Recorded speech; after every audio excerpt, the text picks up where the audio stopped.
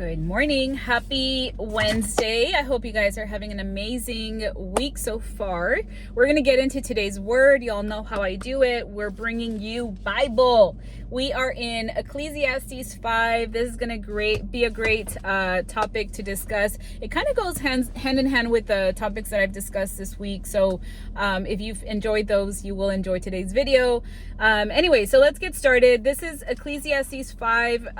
There's actually two parts of it, verse 10 through 12, and then the other one is like the end of it, 18 to 20, that I felt like they kind of went hand in hand, but I really like 10 through 12. So I'm going to read what it says. It says, "Those who love money will never have enough. How meaningless to think that wealth brings true happiness. The more you have, the more people come to help you spend it. So what good is wealth except perhaps to watch it slip through your fingers? People who work hard sleep well, whether they eat a little or much, but the rich seldom get a good night's sleep." I feel like this verse truly describes the trap of loving money. It becomes an endless cycle of desire. If you have ever been there, I think if you're honest with yourself, a lot of times you can think back at times in your life. Maybe you're in that season right now where you may be chasing money, where you may be wanting the things, the newest car, the new home, to grow your business in a way that is just like, I gotta compete with everybody, and having that type of mindset. And I feel like loving money gives you a hunger that is never gonna end. Like, you will never be fulfilled if you're just chasing after money and things. We're gonna always want more, but it's never gonna truly satisfy. And I've mentioned this before. I used to listen to a lot of like business podcasts, and when it talks about people that have reached really high levels of success, and how many of them end up realizing when they get to a certain level that they're still feeling unfulfilled, even though they thought, hey, but now I have the riches and the homes and the I don't know, the cars and all the things, all the luxuries, and they realize that they still feel empty. And the thing is that wealth cannot fill our deepest longing of the human heart, right? Wealth only attracts consumption. I'm sure you all have heard, it was like the more you have, the more you're going to want to spend. And it's true. We really have to be really good stewards of our money, and use it to build the kingdom, use it for the good of what God has in store for all of us. Instead, many people end up hoarding money, and many people end up just being so greedy with their money, instead of utilizing as a gift from God that He wants you to pour onto others, to help others. And I feel like the more you have, the more responsibilities, the more worries and demands that you'll have. Now, this is not saying that having money is bad, right? I think that a lot of Christians think that because of the verse that talks about not having two masters, right? Money is not bad. It's making it your master, making it an idol, chasing after that more than you're chasing after God. That is what the Bible truly tells us that we shouldn't do. And honestly, it tells us that about a lot of things, right? It's not just money, but like you can definitely idolize, for example, a relationship, and you're idolizing that over God. And that's already something that's not what God wants for us. He wants us to put Him first. So it ends up happening that a lot of people that are chasing after money and possessions, they end up feeling like it's more of a burden for them than a blessing. And I think that in this world of chasing after things, it's so easy to get caught up in that. And then it talks about sleep. The one that works hard, even if they have little, they will be able to sleep peacefully because they're content with what they have. And I think that just that on its own gives us a big lesson, right? Is that regardless really of how much you have, contentment is what we should desire, is what we should have, regardless of what we actually possess, right? Because if we are putting the possession as the thing that's going to make us happy, then we're never going to be happy, right? That's kind of what the other verse said. However, if whatever we receive, whatever it is, good or bad, high or low, a lot or a little.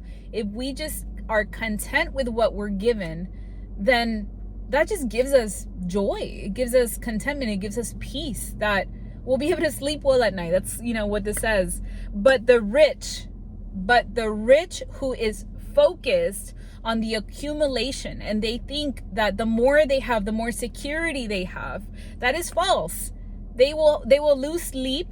They will not have peace, and they will not have rest, because they're thinking that their joy and their contentment and their security is in things rather than in the God who gave them those things. These verses remind us that peace doesn't come from wealth. However, having a simple life, trusting God that He will provide, that's what really is going to give us the peace that we desire. Sometimes having a little bit of introspection and looking at your life and looking at the things that you're chasing after, and having like an honest discussion with yourself and with the Lord. Like, am I chasing these things more than I'm chasing you? Am I thinking that I need these things in order to have peace? For me, I've mentioned this before, and I'm not ashamed to talk about it, but there was a time, where I just, actually, let me backtrack. As I have mentioned before, I have struggled with anxiety since I was younger. And as an adult, I feel like the times that I felt the most anxious, it always came down to the fact that I felt a lack of security, because I felt that I lacked financial provision in order to actually in order to pay my bills, basically, right? And I think that came from two things. Number one is that I am the main breadwinner, and I felt that it all came down to me, to what I was Flora had to figure it out. And as I have gotten closer to the Lord, He has really helped me to see that He is the provider. He is a beautiful, wonderful provider if you just let go of that control. And I had to really work at that. I still continue to work at that, because it's really easy to want to pick up those burdens again and to try to take control of everything. And even most recently, last week, it was a slower day or week or whatever, and the thought that comes in my mind is like, what if this is how it is, this what my business is gonna look like, and already thinking like, well, what I gotta do, and then you start thinking about all the things that the world tells you to do. And then I was like, you know what, Lord, no, we're not doing that. You brought me here. You will provide, and you will provide enough, right? Enough. We often we just want everything, and the Lord will give you enough of what you need, only what you need. So we have to remember that happiness isn't in abundance, it's in the contentment and gratitude. So the next verse or verses that I'm going to go over is verse 18 through 20. And it says, even so, I have noticed one thing at least that is good. It is good for people to eat, drink, and enjoy their work under the sun during the short life God has given them. Good health to enjoy it, to enjoy your work and accept your lot in life. This indeed is a gift from God. God keeps such people so busy enjoying life that they take no time to brood over the past. Solomon here is reminding us that work and food and joy and all of these things that we have, that they truly are blessings from the Lord, and that we should really have gratitude for everything that's given to us. It kind of goes hand in hand with, I think it was yesterday's video. So if you haven't watched that, go back to watch that. But true satisfaction comes from embracing what God has given us, and to stop chasing over the things that we don't have, especially if you're comparing yourself. Comparison is, I know it's so corny, but it is what steals your joy. We have to be content with what we're given, even if you've been given a difficult circumstance right now. Maybe you're living in it right now, you're struggling.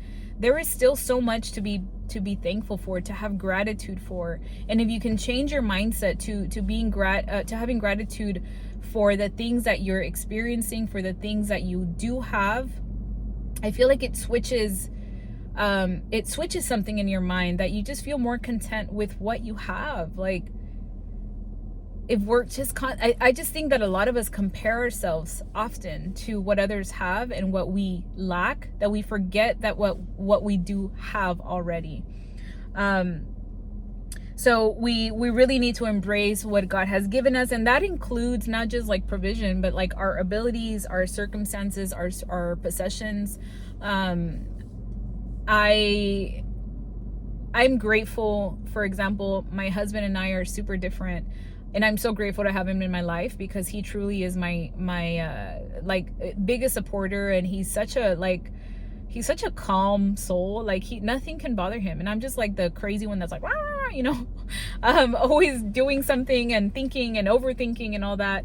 And I appreciate that about him so much. I appreciate that he's just somebody that can see like black and white. I'm constantly in the gray. He's somebody that is just at peace regardless of their circumstance, and I'm the one that is overthinking every circumstance.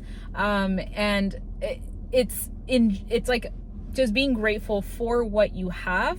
I'm grateful for my husband. I'm grateful for his abilities and his skills and his life experiences, because what he's able to serve others with come from that. And the same thing with me. It's like, maybe the weakness for me is the fact that I overthink, the fact that I'm a perfectionist, and I'm working on all those things. However, my zone of genius is that I am a creative person, and that I am constantly thinking of new ideas. That is something that I have, and I truly am grateful for that, because especially in the season that I'm in right now, where I'm building a practice, building a business, man, those things come in handy, like pretty good. So we should enjoy everything that God gives us. And when we work hard and enjoy life, and all that he gives us, the Lord is going to fill our heart with gladness. Seriously, like, if you put that into practice, just having gratitude and enjoying what you do have, not what you lack, not what you think you should have, but what you have, you're going to feel so much more joy. He shifts our focus from striving to just being thankful for everything that we have. So a few reminders, this is what I'm going to close out with, is number one is recognizing that every day is a blessing. The simple things like having a meal, having time with family, your work, that these are blessings. These are gifts from the Lord that we cannot take for granted. Number two is enjoying the work. Enjoy the work. Don't just endure it, enjoy it.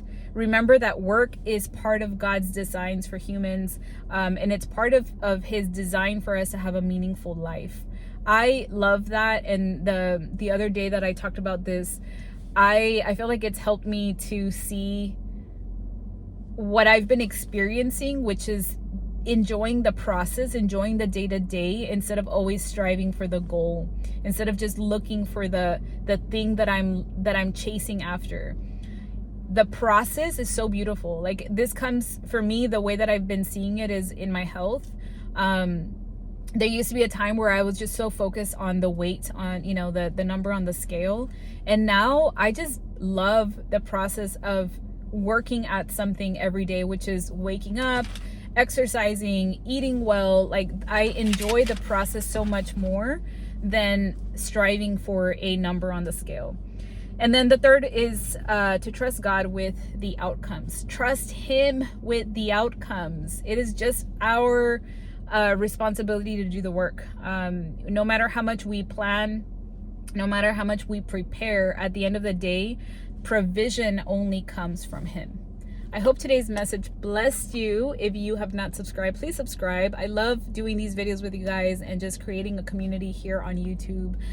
We're almost at 10K subbies, so if you can help me get there, I would appreciate that. We'll see you guys. Bye.